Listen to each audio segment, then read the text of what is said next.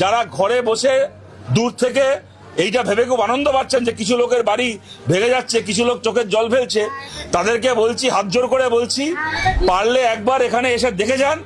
এখানে যে মানুষগুলোর ওপরে অত্যাচার হচ্ছে তারা কি আপনার শত্রু? আপনার কি এদের ওপর রাগ ছিল? রাগ তো তৃণমূলের চোরগুলোর ওপর ছিল।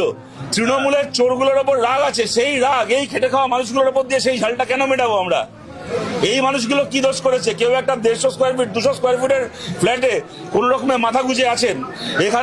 এখানে আমাদের মায়েরা বলছিলেন চটির ওই রাবার কাটার, হাওয়াই চটির ফিতে কাটার কাজ করেন, স্বামী মারা গেছেন, একা একজন মহিলা, একের পর এক ঘরে তারা ওই হাওয়াই চটির ওই ফিতে কেটে তারা ঘর চালান, সংসার চালান। বাচ্চা মেয়ে যখন দাঁড়িয়ে কথা বলে, মেয়েটা চুরি করেনি, ডাকাতি করেনি, কিচ্ছু করেনি, একটা বাচ্চা মেয়ে যখন এই কথা বলে যে আমি উচ্চ মাধ্যমিক পরীক্ষা পাস করেছি ভালো নম্বর পেয়ে, কিন্তু আমি কলেজে ভর্তি হওয়ার জন্য ফর্মটা ফিল আপ করিনি, যারা দূর থেকেও আপনারা আমাদের কথাগুলো শুনছেন এই ফেসবুকের মাধ্যমে, ইউটিউবের মাধ্যমে, তাদের কাছেও আমরা আবেদন করছি।